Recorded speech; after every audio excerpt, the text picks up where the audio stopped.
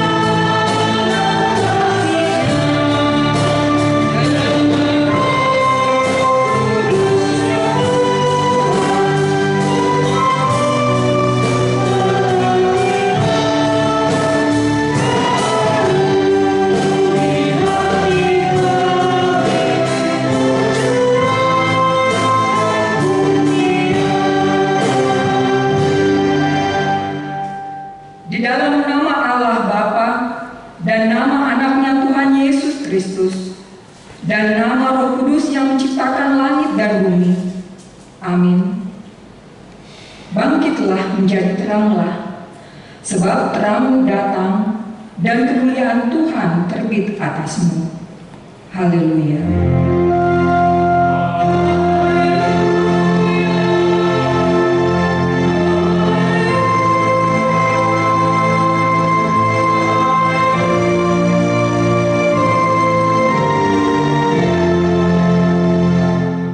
Marilah kita berdoa. Ya Tuhan Allah Bapa yang Maha Pengasih, kami bersyukur karena Engkau telah memindahkan kami dari kegelapan ke dalam terang dan kebenaran melalui Anak-Mu yang tunggal, Tuhan Yesus Kristus. Berilah Roh Kudus menuntun kami agar iman kepercayaan kami semakin teguh dan tumbuh, dan perilaku serta perbuatan kami semakin suci dan benar, sehingga kami layak masuk ke dalam kehidupan kekal. Karena Tuhan Yesus Kristus Tuhan kami. Amin. Kita bernyanyi dari Kidung Jemaat 64 ayat 1 dan ayat yang kedua.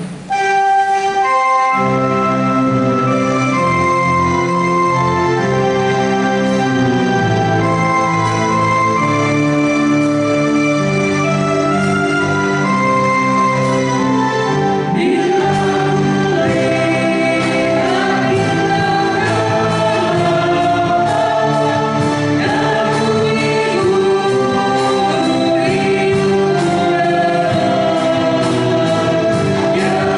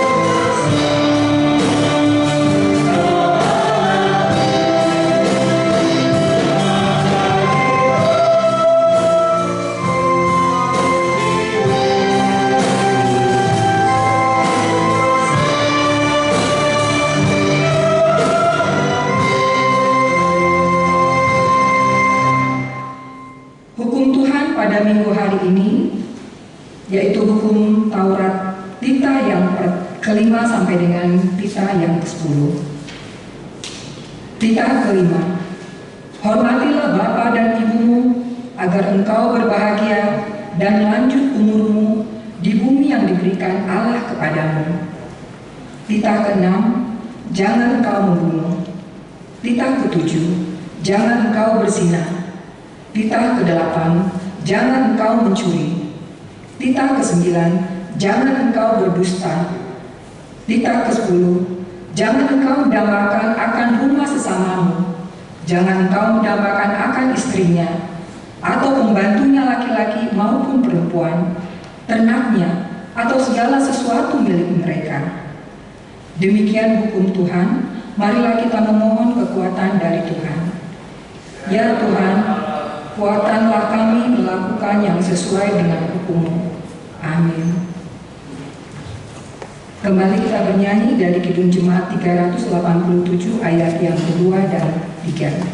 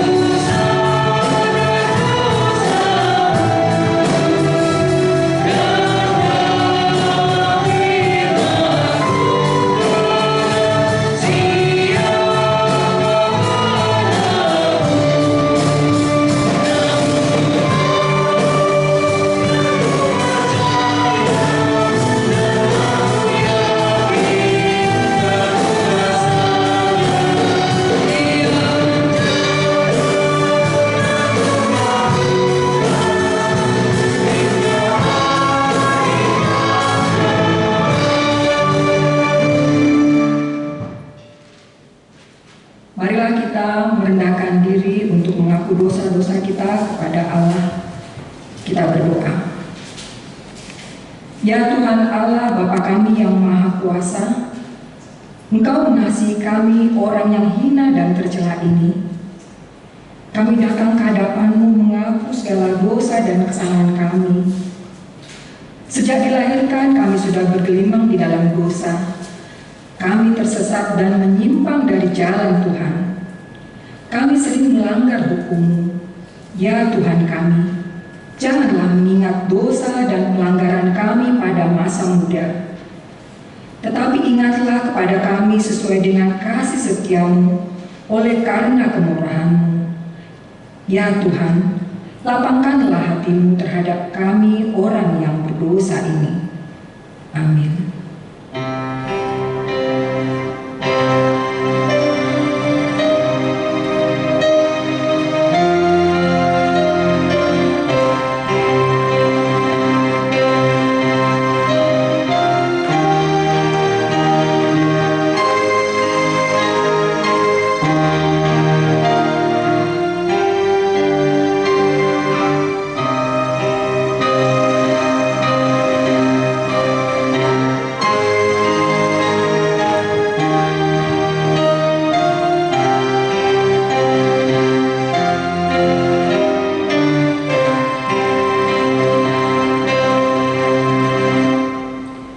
Janji Tuhan tentang pengampunan dosa kita.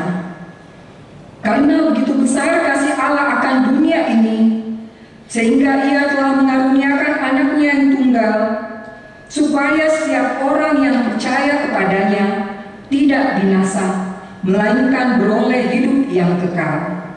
Kemuliaan bagi Allah di tempat yang maha tinggi. Amin. Kita bernyanyi dari Kidung Jemaat 139 ayat yang kedua dan keempat.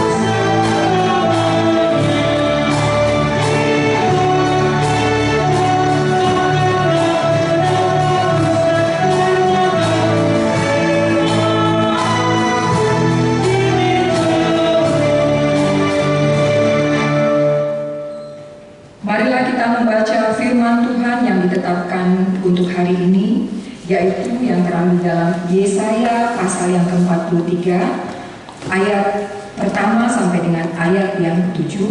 Kita membacanya secara responsorial.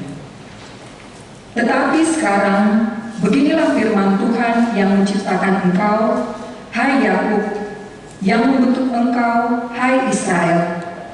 Janganlah takut, sebab aku telah menebus engkau, aku telah memanggil engkau dengan namamu, engkau ini kepunyaanku.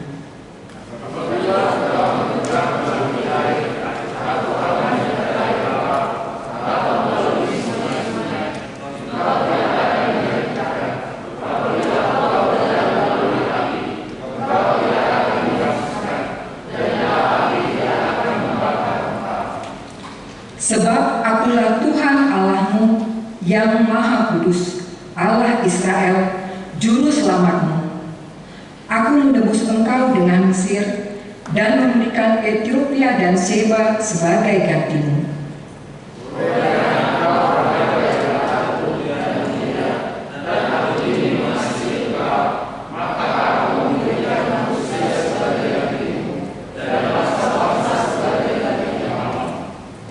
Janganlah takut, sebab aku ini menyertai engkau.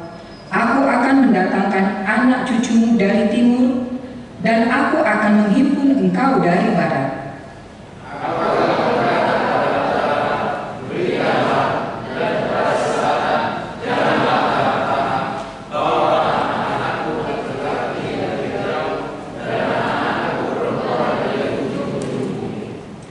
Semua orang yang disebutkan dengan namaku, yang kuciptakan untuk kemuliaanku, yang kubentuk dan yang juga kujadikan. Demikianlah pembacaan firman Tuhan.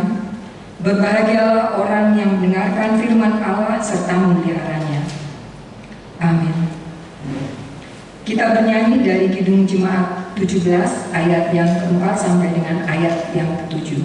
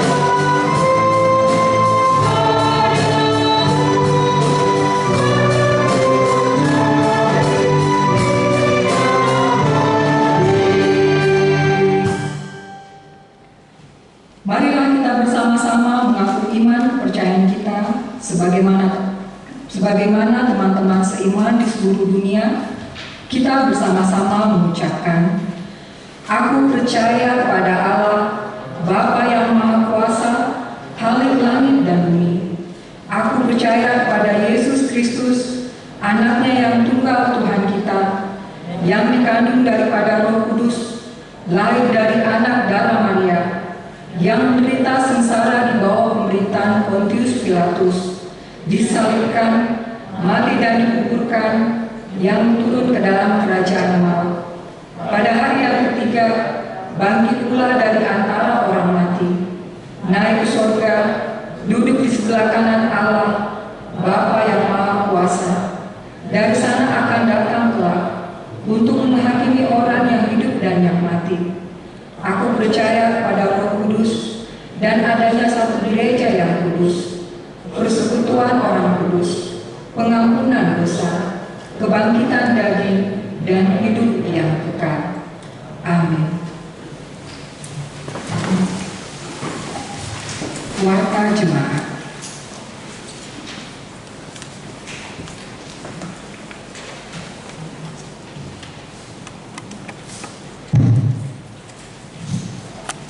Warta jemaat bagi kita Minggu tanggal 9 Januari 2022. 1.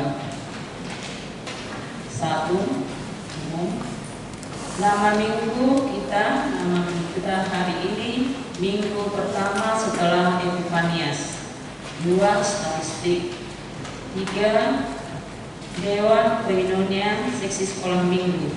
Pendaftaran guru sekolah minggu sesuai aturan dan peraturan HKBP bahwa periode guru sekolah minggu selama 2 tahun. Oleh karena itu, bersama ini disampaikan bahwa Gereja HKBP Makassar membuka pendaftaran penerimaan guru sekolah minggu periode tahun 2022 sampai 2024. Tuhan Yesus memberkati. 4. Nama-nama yang sudah mendaftar untuk song leader, organis, tim musik dan LCD, dan soundman untuk melayani ibadah di Gereja HKBP Makassar 2022. A. Untuk pelayanan song leader di ibadah bahasa Batak 12 orang. B. Untuk pelayanan song leader di bahasa Indonesia 10 orang. C. Untuk pelayanan organis, saksofon, gitar, dan drum 14 orang. Demikian disampaikan. Tuhan Yesus memberkati pelayanan kita, kemuliaan bagi namanya. 5. Dewan Diakonia. Gerakan Rp2.000 untuk diakoni sosial HKBP Makassar. 6. Dana pensiun. 7. Kesekretariatan. 8. Pelayanan. 9. Pengumuman. Menyampaikan dan panoramil hasil rapat mulia HKBP Makassar disampaikan di Gereja Bahasa Batak. B. Jemaat yang sakit. Mohon dukungan doa bagi warga jemaat HKBP Makassar yang sedang menderita sakit. 1. Nyonya Insinyur M. Simatupang K.R. Guru Simanjuntak. 2. Nyonya Situa B. Banjarnawau JG Guru Manulang. 3. Parulian Guru Pasaribu. 4. Nyonya CJ Sipayon E. Guru Nabi Tukulu. 5. Siswa Dr. M. Sinaga India. 6. Nyonya Manurung Guru Sinurat. 7. Nyonya Situa D. Pemaribuan SA Guru Petangayan. 8. Situa PRM Sinaga. 9. Aha Manurung. 10. Nyonya W. Nebaho KR Guru Pasaribu. 11. A. Siregar. 12. Nyonya T. Sitanggang M. Guru Huta Barat. 13. Nyonya J. Situmorang M. Guru Sinaga. 14. Nyonya Situa K. Gultong CH Guru Tertiding. 15. Risma Guru Sitorus. 16. Nyonya NP Silitonga F. Guru Samosir. 17. Nyonya Situa T. Saragi M. Guru Panjaitan. 18. Nyonya Situa G. Simatupang B. Guru Siregar. 19. Nyonya Situa Randus B. Tampubolon M. Guru Sihan. Bagi jemaat yang keluarganya sakit, agar memberitahukan kepada sekretaris gereja, Tuhan Yesus memberikan kesembuhan kepada jemaatnya. C. Jemaat yang berulang tahun kelahiran dari tanggal 10 sampai tanggal 16 Januari 2022, ulang tahun kelahiran remaja sampai dewasa ada 6 orang. D. Ulang tahun kelahiran anak sekolah minggu ada 2 orang. D. Jemaat yang berulang tahun pernikahan atau perkawinan ada 1 keluarga. E. Jadwal pemakaian gereja. Jadwal pemakaian gereja Sekota Lenta 1-8 Januari 2022 pengumuman patogar, 2-9 Januari 2022 pengumuman tugas pemimpin. Keuangan. Berita keuangan dapat kita lihat pada warta yang ada pada kita masing-masing. Demikian warta jemaat bagi kita dalam minggu ini. Tuhan Yesus memberkati kita semuanya.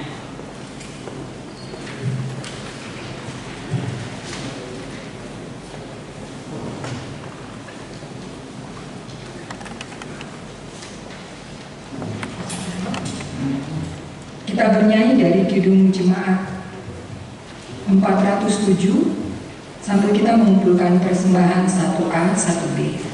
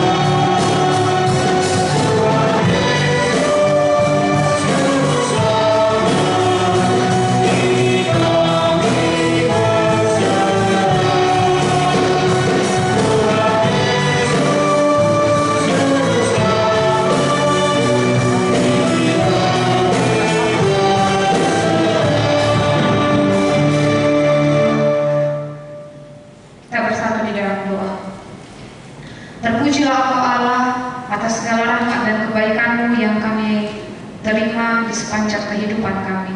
Terlebih Tuhan, pada minggu hari ini Tuhan berikan kepada kami sukacita sehingga kami dapat bersekutu memuliakan Engkau Tuhan di gereja-Mu ini.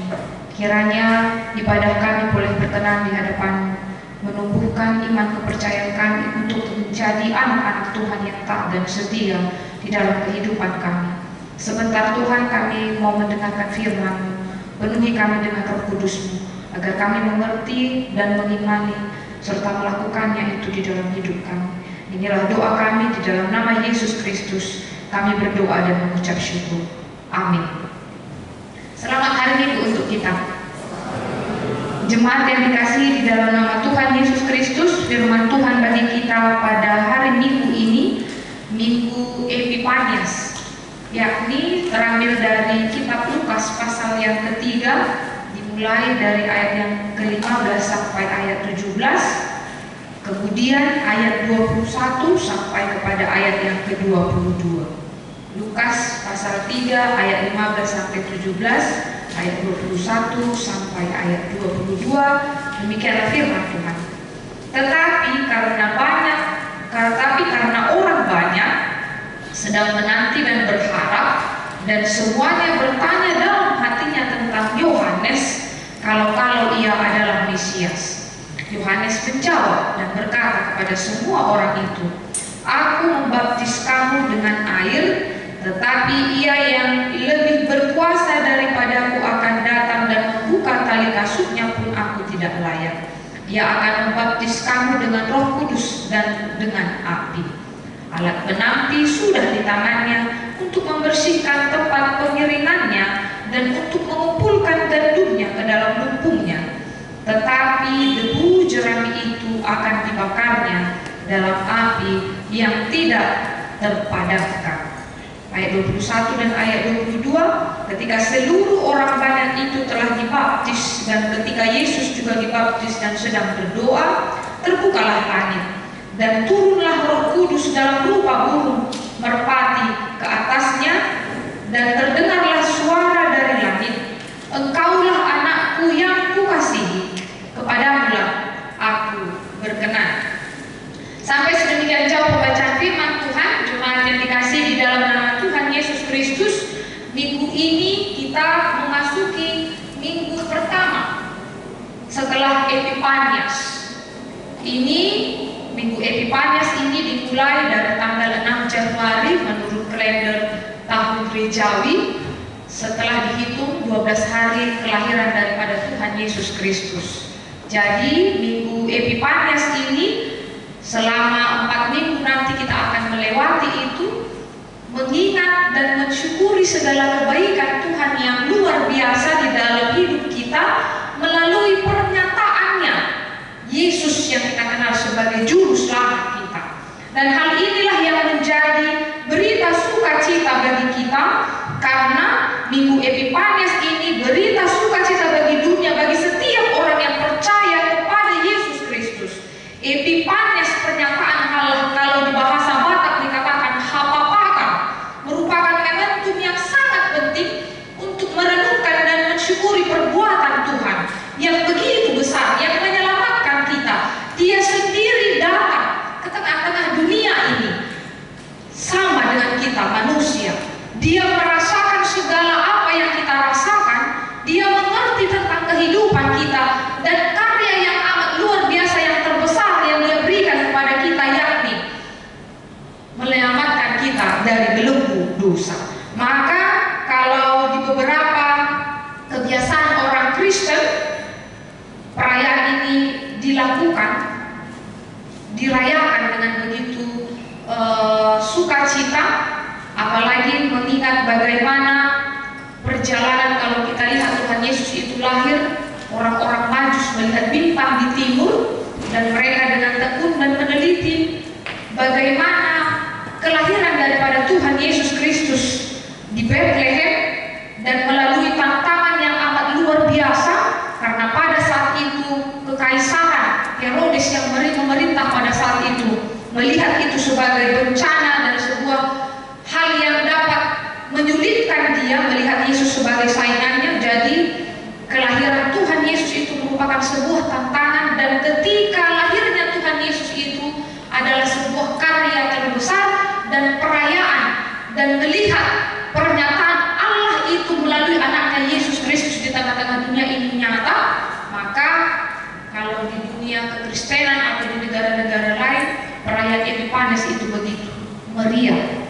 Dan kalau kita merayakannya di minggu-minggu ini, minggu pertama Epifanias ini, apakah yang menjadi bentuk sukacita kita setelah kita melewati tahun baru, melewati Natal, tahun baru, dan kemudian masuk minggu Epifanias ini, bagaimana kita melihat kebaikan Tuhan yang menghantarkan kita di tahun yang baru, bagaimana kita menyaksikan kebaikan Tuhan melalui Dia yang hadir di dalam hidup kita, mengingat Yesus itu tidak jauh tetapi dekat, berada di tengah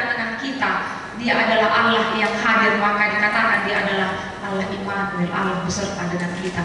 Itulah yang dikumandangkan oleh Yohanes. Itulah yang disuarakan oleh Yohanes melalui pelayanannya. Kalau kita lihat di dalam perikop kita khotbah pada minggu pertama setelah Epifanias ini, kita melihat bagaimana Allah memakai Yohanes untuk mempersiapkan jalan, untuk memberitakan berita tentang keselamatan, bahwa akan datang yang akan membebaskan bangsa-bangsa pada saat itu dan seluruh manusia. Maka ketika orang mendengarkan apa yang dilakukan oleh Yohanes tentang baptisan, menyuruh semua orang yang berdosa untuk membaptiskan dirinya, baptisan pertobatan. Dan ketika mereka melihat bahwa apa yang diserukan oleh Yohanes Pembaptis ini, mereka menganggap bahwa Yohanes itu adalah Mesias. Itu jelas ketika di ayat 15 dikatakan, tetapi karena orang banyak sedang menanti dan berharap, dan semuanya bertanya dalam hatinya tentang Yohanes, kalau dia adalah Mesias. Melihat bagaimana kedatangan Yohanes yang menyerukan pertobatan, yang menyerukan tentang datangnya juru selamat, orang berharap kalau dia adalah Mesias. Benar, bangsa Israel pada saat itu, orang Yahudi pada saat itu mengharapkan sosok yang dapat membebaskan mereka sesuai dengan apa pemberitaan yang tertulis di dalam perjanjian lama, baga-baga tarikh Tuhan God, ataupun janji keselamatan yang didengungkan oleh para nabi pada perjanjian lama. Mereka menganggap bahwa Yohanes itu adalah Mesias ataupun juru selamat yang akan membebaskan mereka. Tetapi disinilah Yohanes memberikan sebuah pernyataan, menjelaskan kepada mereka bahwa dia mengatakan, aku membaptis kamu dengan air, tetapi ia yang lebih berkuasa daripadaku akan datang dan membuka tali kasurnya pun aku tidak layak. Ia akan membaptis kamu dengan Roh Kudus dan dengan api. Hal ini kita boleh melihat bahwa pembaptisan yang dilakukan oleh Yohanes itu adalah baptisan pertobatan yang mengajak seluruh orang berdosa agar datang menyucikan dirinya. Tetapi dia mengatakan bahwa Yesus yang akan datang itu akan membaptis dengan Roh Kudus dan dengan api. Hal ini jelas bahwa kita lihat apa yang ditekankan oleh Yohanes tentang baptisan ini menyatakan kepada kita bahwa baptisan adalah pemurnian yang menyatukan kita dengan Allah, menyucikan kita. Karena apa? Allah itu adalah Allah yang kudus. Allah itu adalah Allah yang berkuasa, yang tidak dapat bersama ataupun bergabung dengan orang-orang yang tercela. Tetapi melalui baptisan kita bersama-sama dengan Allah Bapa, Anak dan Roh Kudus disatukan di dalam kasih karunia-Nya, disatukan di dalam karya penyelamatannya. Namun di sini Yohanes mengatakan dia yang akan datang, Yesus yang akan datang, dia akan membaptiskan kamu dengan Roh Kudus dan dengan api. Hal ini jelas menyatakan kepada kita, setelah Yesus menyelesaikan karyanya dengan menyelamatkan kita di kayu salib, kita dibaptiskan di dalam darahnya, kita diikatkan dengan pengampunan dan keselamatan yang dia janjikan kepada kita. Maka di sini tidak pernah, kalau beberapa doktrin yang lain, kalau kita di HKBP menganggap bahwa baptisan itu diberikan kepada anak-anak untuk memateraikan dia memasuki kerajaan Allah. Air itu hanya simbol, percikan itu hanya simbol.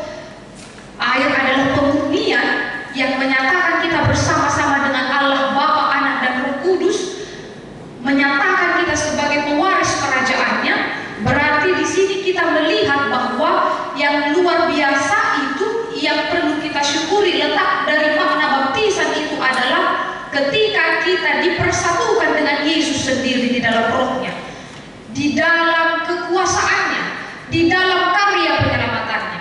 Jadi tidak perlu kita berdebat begitu rupa tentang bagaimana orang, contohnya di agama Katolik, di agama yang lain, dia harus baptis selam dan lain-lainnya. Tetapi doktrin kita atau doktrin kita yang HKBP melihat bagaimana baptisan itu sebagai tanda kita dipersatukan dengan Bapa, Anak dan Roh Kudus, dan di dalam penyelamatannya, di dalam darahnya, itu dihafalkan ketika kita anak-anak, karena kita dilayakkan dan menjadi pewaris kerajaan Allah. Itu betul.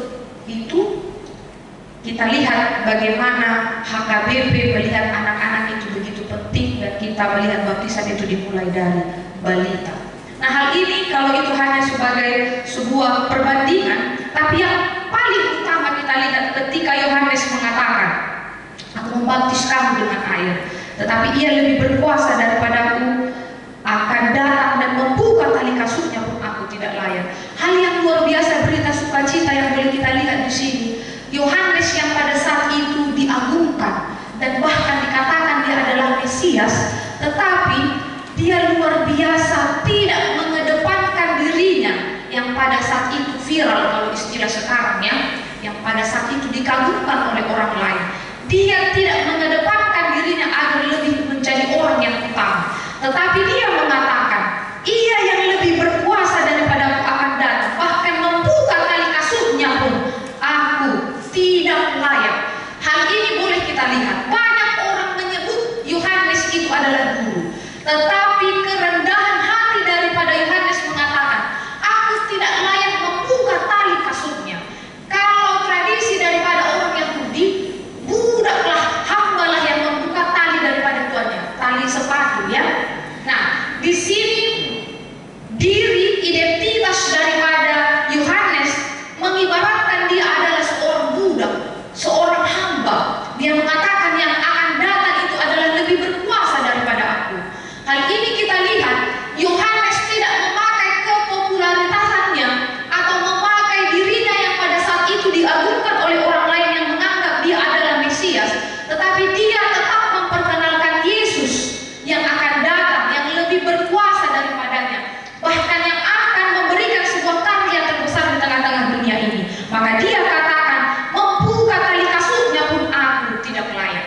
Hal ini jelas, bahkan ketika kita baca di kitab Yohanes atau di kitab Injil yang dituliskan di dalam Alkitab ini, Yohanes selalu menekankan, "Biarlah dia datang lebih besar daripada aku." Hal ini menjadi sebuah perenungan bagi kita di minggu pertama setelah Epifanias ini, agar kita meniru kerendahan hati daripada Yohanes, agar kita melihat bagaimana cara kerja daripada Yohanes untuk memberitakan tentang kedatangan Yesus. Bagaimanakah kita di tengah-tengah kehidupan kita untuk menyatakan Yesus di dalam kehidupan kita, untuk kalau Yohanes tadi mempersiapkan jalan, menyatakan, memperkenalkan yang akan datang untuk menyelamatkan manusia dari dosa. Kita yang sudah diselamatkan telah menerima anugerah itu. Bagaimana cara kita? Hal yang paling kita lihat yang melekat dalam kehidupan Yohanes ini, pribadinya adalah orang yang rendah hati. Karena rendah hati akan mengawali kita menjadi orang-orang yang tahu bersyukur, akan mengawali kita agar tidak jatuh kepada kesombongan diri. Identitas yang bisa kita terima sekarang bisa membuat kita, menjadikan kita menjadi orang yang sombong, menjadikan kita lebih mengedepankan kepintaran kita, mengedepankan apa yang ada pada kita. Tetapi kalau kita melihat apa yang dikerjakan oleh Yohanes ini, pola hidupnya yang begitu sederhana, dia tinggal dan menyendiri setelah melakukan pelayanannya. Dia makan madu hutannya kalau dikatakan di dalam kitab Yohanes. Bahkan dia menghidupi pola yang begitu dekat dengan Tuhan yang dia sembah. Hal ini juga menyatakan kepada kita, di awal tahun 2022 ini penting bagi kita untuk menjadi orang yang rendah hati. Penting untuk melihat bahwa apa yang kita miliki pada saat ini adalah sebuah anugerah dan hanya karena kasih karunia Tuhan. Bila kita lihat tadi cara Yohanes menyatakan, "Membuka tali kasutnya pun aku tidak layak." Padahal dia sudah menyatakan dirinya adalah seorang budak. Padahal dia mengatakan, "Saya tidak layak." Inilah bentuk yang harus kita lihat, sikap yang harus kita hidupi, agar di dalam kehidupan kita menyatakan bahwa aku bukan siapa-siapa. harus kita melihat masih banyak orang yang di luar saya yang menginginkan kehidupan seperti saya, atau masih banyak orang-orang yang di luar sana yang belum terberkati atau mengalami banyak kesusahan. Hal itu, sikap itu akan membawa kita menjadi orang yang tahu bersyukur dan tidak menjadi orang yang tinggi hati. Dan kemudian kalau kita lihat, Yohanes memperkenalkan, menyatakan Yesus yang akan datang ini dikatakan di ayat 17. Alat penampi sudah di tangannya dan membersihkan tempat pengiringannya untuk mengumpulkan gandumnya ke dalam lumbungnya. Tetapi debu jerami itu akan dibakarnya dalam api yang tidak terpadamkan. Pertama, Yohanes tadi memperkenalkan Yesus itu adalah Yesus yang akan menyelamatkan, yang membaptis kita dengan Roh Kudus dan dengan api. Dan kemudian Yohanes memperkenalkan bahwa Yesus itu adalah Yesus yang akan menghakimi kita. Kalau tadi di ayat 17 dikatakan alat pembersih, alat penampi sudah di tangannya. Kalau penampi, kalau di orang Batak menampi boras saja. Kalau aku bahasa Indonesia mamiari kalau dikatakan di orang Batak. Kalau di bahasa Indonesia apa ya? Membersihkan beras pakai alat tampi ya.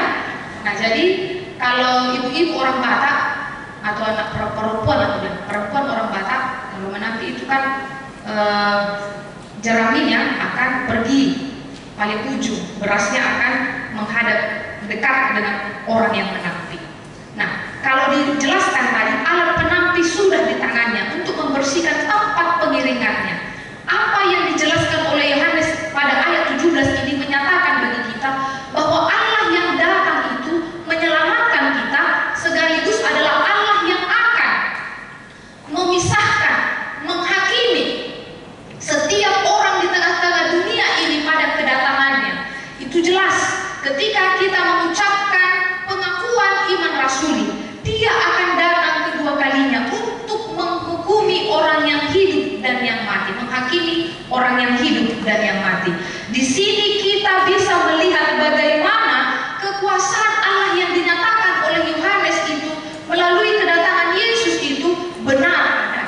Dan itu kita percayai. Kita yang hidup di tengah-tengah dunia ini harus mempersiapkan diri. Bila mana kedatangan Yesus yang akan kedua kalinya, Ia akan membersihkan kita. Ia akan mengumpulkan gandumnya ke dalam lumbungnya. Tetapi jerami Dia akan bakar dengan api yang tidak terpadamkan. Berarti kita mengenal Allah adalah Allah yang kekal, Yesus yang kekal yang akan menghakimi kita. Penghakiman Allah itu adalah nyata, dan kita tidak tahu kapan datangnya Yesus yang kedua kalinya. Tetapi kita sebagai orang percaya yang telah menerima baptisan Allah, yang telah menerima Yesus datang ke dunia ini untuk menyelamatkan kita, pengharapan kita adalah gandum yang akan dikumpulkan di dalam lumbung, bukan jerami yang akan dibakar yang tidak pernah padam apinya. Hal ini menjadi sebuah suara kenabian daripada Yohanes dan sebuah perenungan bagi kita. Akankah kita nanti menjadi gandum pilihan Allah yang akan bersama-sama dengan Dia di tempat yang telah disediakan oleh Yesus? Yang kemudian apakah yang boleh kita lihat?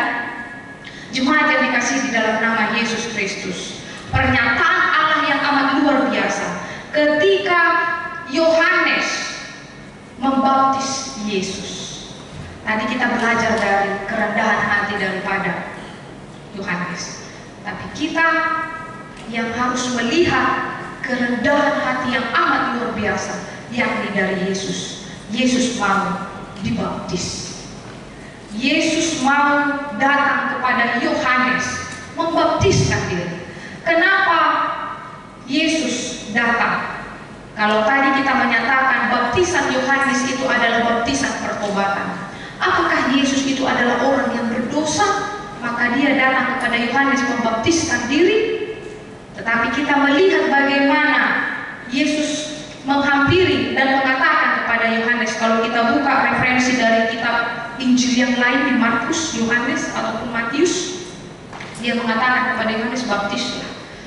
Ini Allah ingin menyatakan apa yang telah dinubuatkannya melalui Yesus, dan Yesus harus berbuat itu karena Dia datang melalui manusia. Dan itu adalah tanda bagi kita. Karena kalau dikatakan tadi Yesus memberikan dirinya untuk dibaptis oleh Yohanes Pembaptis, dia merendahkan diri, hadir di antara orang berdosa. Karena dia adalah anak manusia, maka dia mau dibaptiskan sekalipun dia tidak berdosa. Inilah yang menjadi perbedaan kita dengan Yesus. Dia merasakan apa yang kita rasakan. Dia pernah haus, dia pernah lapar, dia pernah menangis, dia pernah didiskriminasi, dia pernah disingkirkan, tetapi dia bukan orang berdosa. Dia datang memberikan dirinya dibaptis kepada Yohanes Pembaptis. Ini dia ingin menyatakan kerendahan hatinya. Dia hadir di tengah-tengah orang berdosa. Dia ditinggikan di surga, tetapi dia merendahkan dirinya di tengah-tengah dunia ini. Dia datang untuk memberikan sebuah pembaharuan pada konteks ini, pada bahkan pada zaman ini. Dan pernyataan Allah yang luar biasa. Ketika seluruh orang banyak dibaptis dan Yesus juga memberikan dirinya dibaptis, terbukalah langit dan turunlah Roh Kudus dalam rupa burung merpati ke atasnya. Di sini jelas bahwa ketrinitatisan Allah itu nyata. Yesus, terbukalah langit, ada suara yang menyatakan, inilah engkaulah anakku yang kukasihi, kepadamulah aku berkenan. Itulah Allah. Burung merpati adalah simbol daripada Roh Kudus, tetapi ketiganya tidak dapat dipisahkan. Mereka adalah satu. Allah Bapa yang kita kenal adalah Allah pencipta yang mengasihi kita. Dia yang tetap memberikan apa yang kita butuhkan dan melangsungkan kehidupan di tengah-tengah dunia ini. Tetapi karena dosa kita hukum dosa, orang yang berdosa adalah upahnya adalah maut. Tetapi karena kebaikan Allah, dia memberikan Yesus. Yesuslah yang menyelamatkan dia. Dia hadir melalui manusia, hadir di tengah-tengah kita orang yang berdosa. Dan kemudian dia terangkat ke surga setelah menyelesaikan misinya di kayu salib. Dia menurunkan Roh-Nya, Roh Kudus, untuk mengajari kita mengerti akan firman Tuhan, untuk mengumpulkan orang-orang percaya bersaksi di tengah-tengah dunia ini. Roh Kudus yang akan menghibur kita, menguatkan kita, dan mengerti akan firman Tuhan ini. Roh-Nya yang kudus. Maka di sini jelas ketika Yesus dibaptis, kuasa Allah terbuka, hapapatan di debata nyata di sini, pernyataan Allah jelas di sini, ketritunggalan Allah di sini nyata. Yesus adalah anak Allah, suara yang menyatakan inilah anakku, itu adalah Allah, Allah Bapa, dan kemudian merpati adalah lambang daripada Roh Kudus. Tetapi mereka tidak dapat dipisahkan. Jadi kalau kaulah muda, remaja atau gunung mengatakan orang Kristen itu tiga Tuhannya, tidak. Tetapi Allah kita itu adalah Allah yang kekal, satu, kepribadiannya yang tiga, tapi tidak bisa dipisahkan. Tiga, artis tidak bisa dipisahkan, sama seperti contohnya karet ya, kita tarik. Tapi kalau kita lepas kemudian dia tidak bisa dipisahkan, kembali kepada bentuknya semula. Demikianlah Allah. Pernyataan Allah ini amat luar biasa yang memberikan sukacita bagi kita. Benar kalau dikatakan tadi, Roh Kudus dalam rupa burung merpati ke atasnya, dan terdengarlah suara dari langit, engkaulah anakku yang kukasihi, kepadanya lah aku berkenan. Jadi kita mengenal Allah itu melalui Yesus Kristus. Kalau tadi Allah menyatakan, engkaulah anakku yang kukasihi, kepadamulah aku berkenan. Menyatakan kepada kita orang-orang Kristen, Allah itu bukan Allah yang jauh. Dia sudah datang hadir di tengah-tengah dunia ini yang kita kenal melalui Yesus, yang memberikan sukacita besar bagi kita, yang hadir di dalam kehidupan kita, yang memberikan karya terbesarnya, bahkan yang membebaskan kita dari belenggu dosa, dan kita menerima pengampunan. Berita sukacita apakah yang kita terima, yang akan kita bawa di dalam hidup kita melalui Naskhotbah ini? Pertama, kita harus meniru teladan daripada Yohanes Pembaptis. Kalau Yohanes membukakan jalan, memberitakan tentang keselamatan yang akan datang melalui Yesus, dia banyak mengalami berbagai pergumulan dan tantangan. Bahkan di akhir hidupnya dia harus mati martir, kepalanya dipenggal ketika Herodias meminta kepalanya. Nah, hal ini karena dia menegur Herodias ya, karena berzina. ini menjadi sebuah tantangan bagi kita. Bagaimana kita sebagai orang-orang percaya, orang Kristen, kalau hidup kita pada saat ini banyak mengalami banyak tantangan, apakah kita surut untuk mengikut Tuhan? Nah, ingatlah bahwa perjalanan menuju salib itu tidak ada yang lurus. Segala sesuatu harus kita lewati. Bahkan Yesus untuk menyelesaikan misinya mengalami banyak pergumulan, tantangan, dan penderitaan. Tetapi betul apa yang dikatakan oleh Bapaknya, engkaulah anakku yang kukasihi, kepadanya lah aku berkenan. Bahkan dari Yesuslah jalan satu-satunya keselamatan. Demikianlah dengan kita. Belajarlah seperti Yohanes Pembaptis ini. Laluilah dan jalanilah kehidupanmu, tapi jangan melupakan bagaimana karya Tuhan yang bekerja di dalam hidupmu, agar kita tetap menjadi anak-anak Tuhan yang taat dan setia. Bagaimana juga di dalam pencapaian yang telah kita capai. Kalau hidupmu sekarang diberkati orang tua, diberkati oleh Tuhan, bagaimana anak remaja yang contohnya hidup memiliki kepintaran, kebolehan, talenta, hidup di keluarga yang mapan dan mumpuni. Ingatlah, itu bukan cara kita untuk menonjolkan diri kita, tetapi bagaimana kita menjadi orang-orang yang rendah hati. Lihatlah bagaimana Yohanes menyatakan begini, membuka tali kasutnya pun aku tidak layak. Disinilah letak kerendahan hati itu. Kerendahan hati akan mengajarkan setiap orang untuk bersyukur. Kerendahan hati akan menyatakan kepada setiap orang untuk menyatakan cukup dan menyatakan terima kasih kepada Tuhan. Kerendahan hati akan mengawali kita untuk berhenti bersungut-sungut, melihat orang, ih enak dia ya, saya tidak, enak dia ya, saya tidak. Tapi ketika kita hidup di dalam kerendahan hati, kita akan mengatakan terima kasih Tuhan, cukup. Mau di bahasa Batak di dok memparsauli dengan bahasa di Batak. Mari belajar dari Yohanes. Kemudian apa yang harus kita lihat? Baptisan. Baptisan yang diperkenalkan oleh Yohanes tadi adalah baptisan menyucikan dan pertobatan. Kita sudah menerima baptisan itu, maka baptisan itu hanya bisa diterima sekali seumur hidup, karena Yesus sekali menebus dosa kita. Maka hargailah baptisan yang telah diberikan oleh Tuhan Yesus kepada kita, dengan cara hidup kita yang terarah dan berjalan di jalan Tuhan. Karena ingatlah, baptisan yang diberikan Tuhan kepada kita melalui rohnya dan dengan apinya, dia berikan dengan perjuangan, memberikan nyawanya untuk menyelamatkan kita. Maka penting bagi kita, hargailah baptisan itu, agar kita betul-betul menjadi anak-anak Tuhan yang tidak menyia-nyiakan karya penyelamatannya. Yang ketiga, berita apa yang kita bawa di dalam kehidupan kita. Ingatlah, kita harus menjadi gandum yang dikumpulkan di dalam lumbung, jangan menjadi jerami yang dibuang, yang dibakar pada api yang tidak pernah padam. Kita semua menginginkan pengharapan kita adalah menjadi orang-orang percaya, bersama-sama dengan orang-orang percaya di tempat yang telah disediakan oleh Tuhan. Maka karena itu, sebagai orang percaya, persiapkan hatimu. Mari menghitung hari dengan bijaksana, karena hari-hari yang lalu tidak dapat diulang. Tetapi kita harus menjadi orang yang dapat menghitung hari-hari kita sedemikian rupa, sehingga kita beroleh hati yang bijaksana. Kesempatan itu tidak pernah datang kedua kalinya. Maka selagi Tuhan memberikan kepada kita kesempatan menikmati berkat Tuhan, mari untuk hidup di dalam kekudusan, agar kita dapat menjadi lumbung, gandum yang dikumpulkan di dalam lumbung Tuhan. Yang terakhir, lihatlah, pernyataan Allah itu jelas.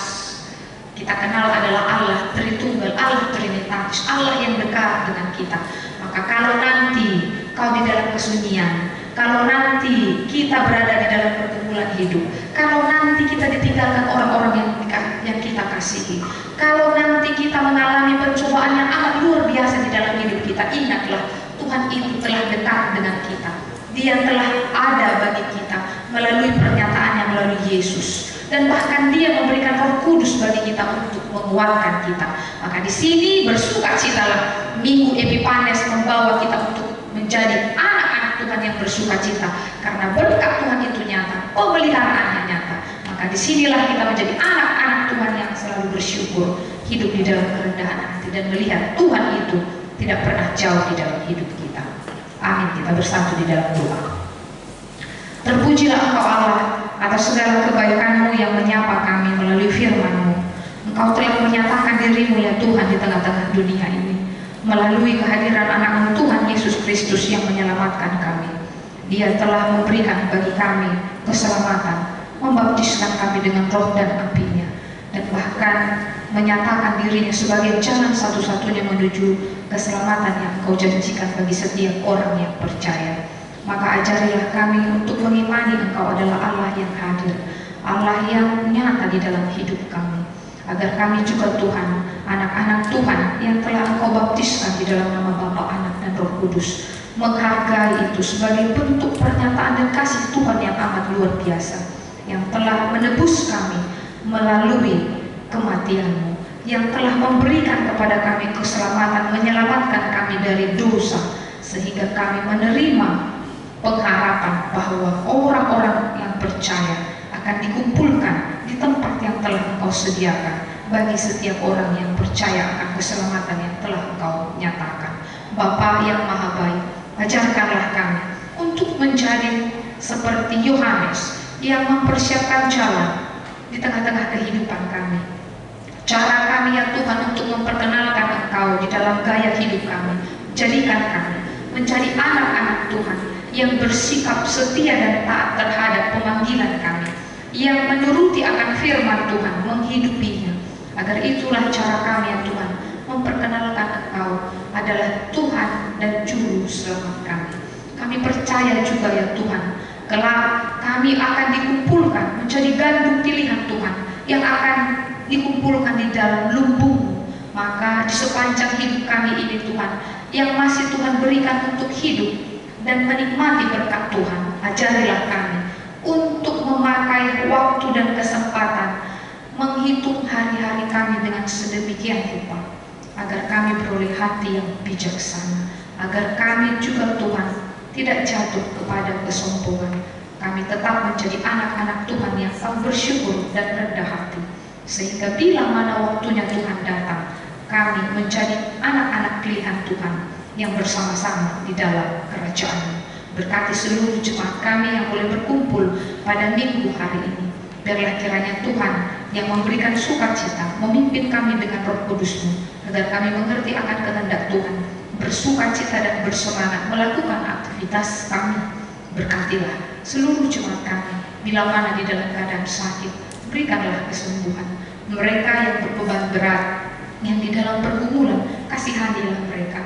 Topanglah mereka Tuhan dengan Roh Kudus-Mu, agar mereka tidak hidup di dalam keputusasaan, tetapi tetap berpengharapan kepada-Mu bahwa Engkau adalah jalan, dan membukakan kepada mereka pengharapan. Bapa yang Maha Baik, kami berdoa untuk seluruh pelayanan kami di tengah-tengah gereja ini. Berkatilah Tuhan, mulai dari pelayanan dari sekolah minggu sampai ke tiap kategori, biarlah berjalan dengan baik. Bahkan program kuliah yang akan kami jalankan di dalam 1 tahun ini, biarlah semua Tuhan berjalan sesuai dengan kehendak-Mu. Kami berdoa kepada seluruh jemaat kami yang merasakan kebaikan Tuhan, yang akan berulang tahun pada minggu-minggu yang akan datang, bahkan ulang tahun pernikahan dan ulang tahun kelahiran. Berikanlah sukacita dan pengharapan bagi mereka. Biarlah mereka tetap mengandalkan Engkau Tuhan di dalam hidupnya. Yang telah berulang tahun, sukacita mereka juga Tuhan kiranya Engkau tambahkan melalui kesehatan dan umur yang panjang dan semangat yang baru, agar mereka melihat kebaikan Tuhan yang selalu setia di dalam hidupnya. Bapa yang Maha Baik, kami serahkan hidup kami hanya ke dalam tangan pengasihan-Mu. Kami percaya Engkau adalah Allah yang berkuasa, yang akan memimpin kami ke jalan yang benar. Terima kasih Bapa yang Maha Baik. Inilah doa kami dalam nama Yesus Kristus. Kami berdoa dan mengucap syukur. Amin.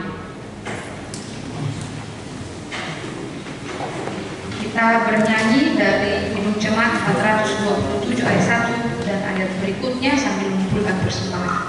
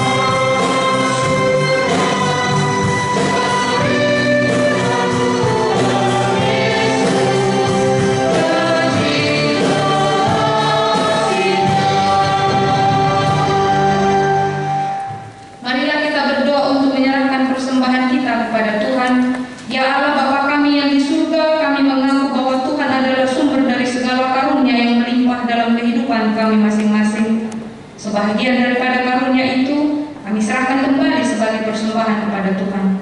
Terimalah dan berkatilah persembahan umat-Mu ini, agar dapat kami pergunakan untuk pekerjaan dan pelayanan kerajaan Tuhan di dunia ini. Bukalah hati kami untuk mengenal betapa banyak berkat dan karunia yang kami peroleh dari Tuhan, supaya kami senantiasa bersyukur kepada-Mu. Di dalam nama Yesus Kristus Tuhan kami. Amin.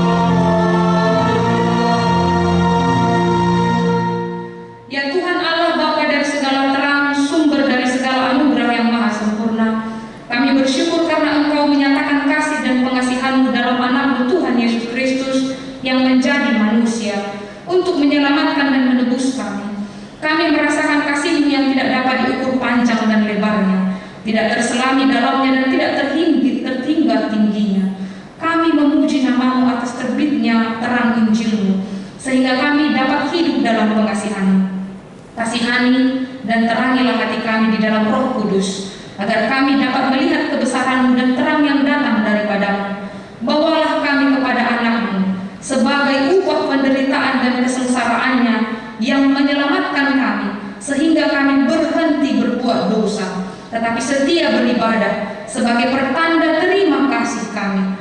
Ketuklah hati jemaat-Mu agar rela mengorbankan hati dan miliknya sebagai kurban persembahan bagi anak-Mu Tuhan Yesus Tuhan kami.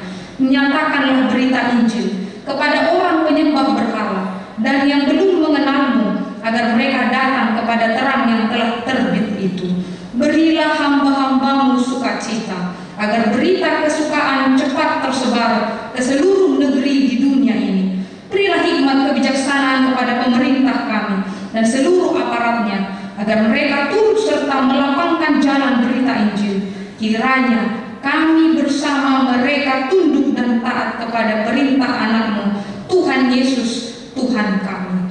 Amin. Bapa kami yang di surga, dikuduskanlah nama-Mu, datanglah kerajaan-Mu, jadilah kehendak-Mu di bumi seperti di surga. Berikanlah kami pada hari ini makanan kami yang secukupnya, dan ampunilah kami akan kesalahan kami, seperti kami juga telah mengampuni orang yang bersalah kepada kami. Dan janganlah membawa kami ke dalam pencobaan, tetapi lepaskanlah kami daripada yang jahat.